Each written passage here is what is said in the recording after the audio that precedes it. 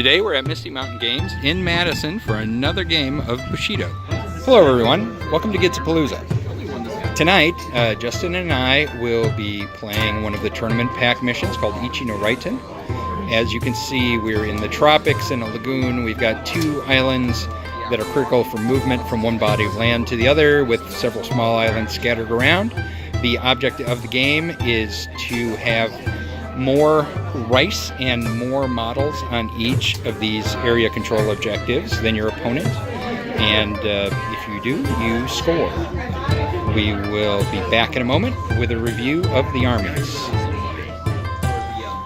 Alright, a little bit on the background of this particular battle. Here we have this beautiful sunny atoll in the Jawar Isles, and this is a favorite kind of a winter hangout for the Tengu who get tired of their mountain peaks and want to come down and catch a tan and go after some human babes, who knows. So we have this beautiful atoll, it's a vacation spot for the Tengu, and all of a sudden the undead start emerging out of the sand and encroaching upon this beautiful beach area. So this is a fight for Cabo San Lucas, basically, the Japanese version of it. So we'll see who shall prevail, who owns these two beautiful sand beaches in the middle of the water, because really those are the prime spots, you know. And we'll see how it goes. Victory points are awarded on turn 3 and 5, and we each nominate a Vim, and whoever Vim is closest to the enemy's deployment zone at the end of the game gets a point for that as well. See you in a bit.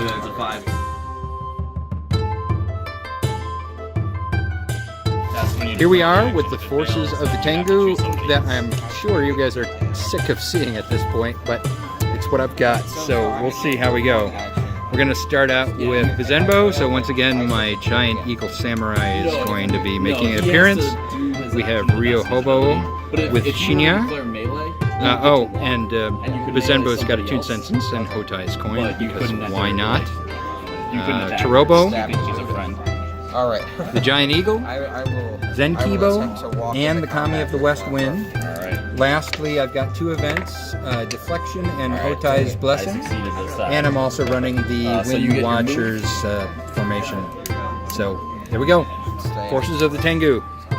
On to the cult.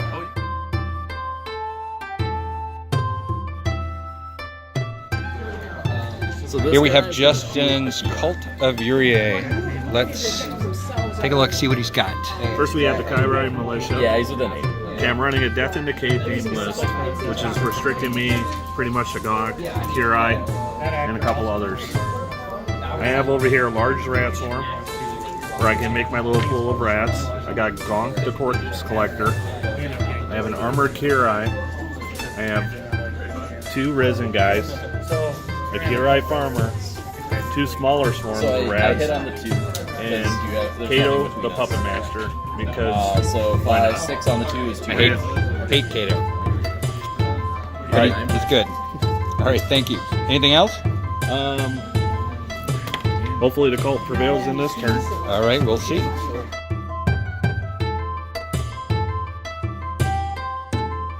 Here we are after deployment. So, let's take a look at what the cult's done. So, the cult's basically just made a giant chain all the way to the corner with Gok in the center here.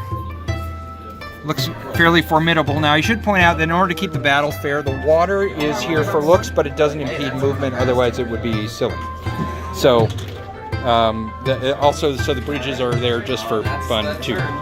On my side, I have far less models. He's got 9 or 10 to my 6. So what I did is I put Zenkibo over here to maybe grab this early. I've got the bulk of my forces, though, over here, including my 2 scouts who are advanced deploying, in order to threaten this one, which appears to be... Tactical roll, I'll try to turn you around. Looks like he's got some troops that can definitely get there early, so we'll see how it goes. Anyway, that's our deployment. We will see you back at the end of turn 1.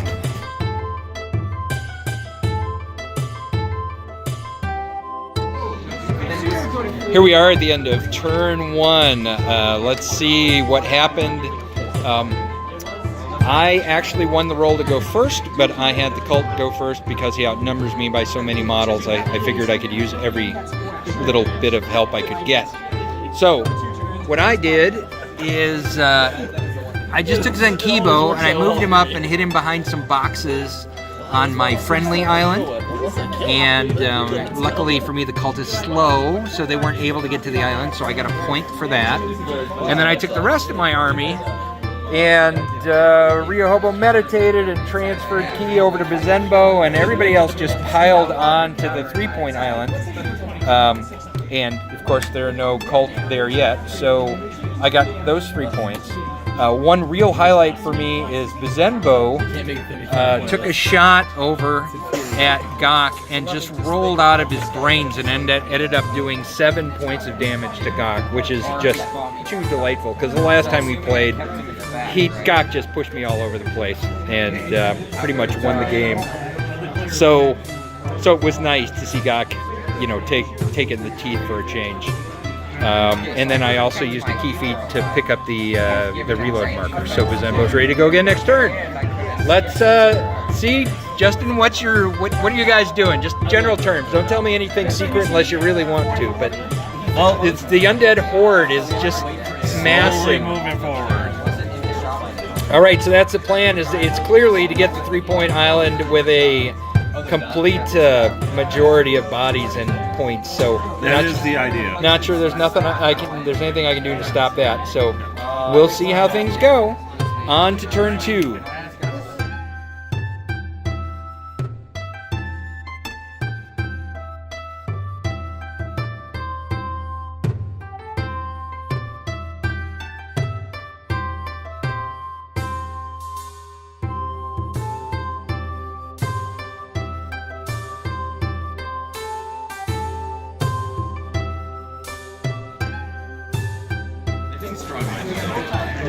Here we are at the end of turn 2, and things have gotten interesting, and at least everybody is in the middle of the table.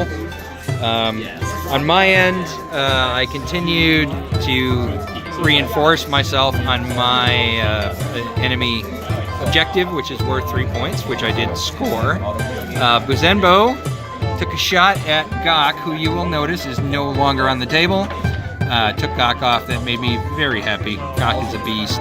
And then I took Zenkibo, who was hanging out on this pad behind there, and just got him the heck out and brought him over here to act as a guard for Bizenbo. In the meantime, the swarm of undead has continued to move unabated onto their island. It's now their island, no problem.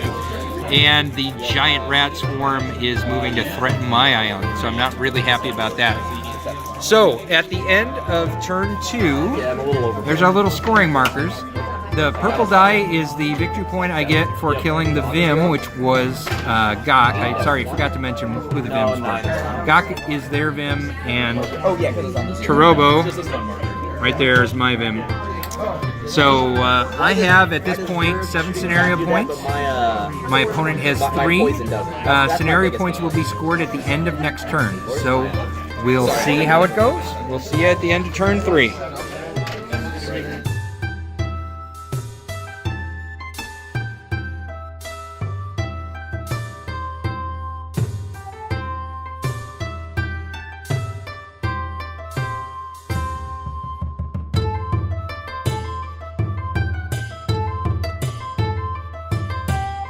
We are at the end of turn 3, and let me show you where we're at. So we're really got a standoff right now. The cult has definitely taken over the island and is starting to put pressure on my front lines here on my island. Probably the one interesting thing that happened is the giant rat swarm got taken out by a combination of Zenkibo and my Kami of the West Wind, which I was very happy about, and my poor eagle got whomped on pretty good by this Yurei. So other than that, that's where things are. However, I did have more scenario points than my opponent did at the end of turn 3, so I have 1 victory point. So here we are at the beginning of turn 4. Let's see how things go.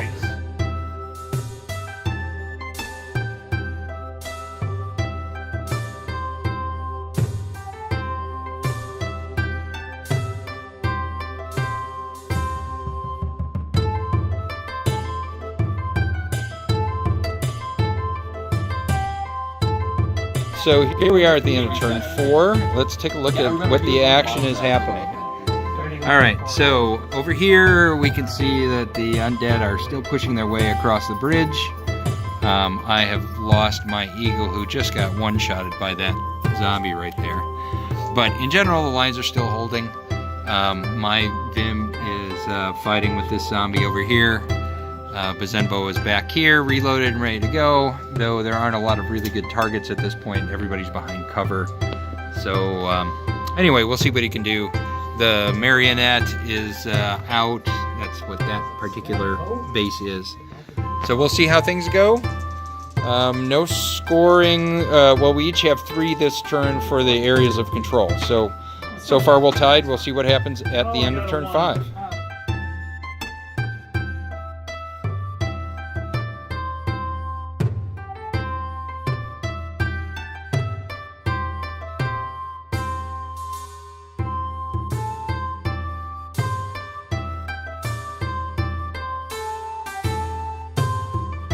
At the end, here we are at the end of turn 5. Things are going pretty well for the cult.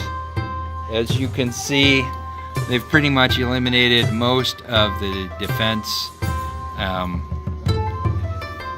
The puppet master pulled some shenanigan that killed Zenkibo in one fell swoop. But I do still have Bazenbo, and I have my Vim hiding in the corner, and Ryohobo there, so I do have a little bit of defense. I only have to forestall him for 1 more turn. He's definitely going to get the points for owning the second the area control on turn 5, but I don't think he's going to get to my Vim in 1 turn. So that would make it 2 points to the Tengu and 1 point to Cult. Any thoughts, sir? Stop moving around. Sorry about that. Actually, a couple thoughts had occurred to me. Probably utilizing Gonk as more of a spearhead and trying to go a little bit more aggressive into the center, then dropping down to poison tokens probably would have been better. Main focus Blob, and I'm trying to work it where I'm not splitting up my faction. Definitely bringing them to this. Seems like it made them live a little bit longer, so keeping them together is pretty much the key.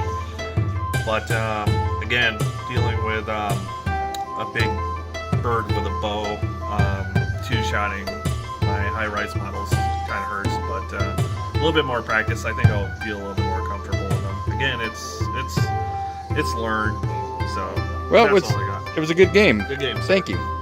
My thoughts, just in general, Bazenbo definitely earned his kibble today, no question about that.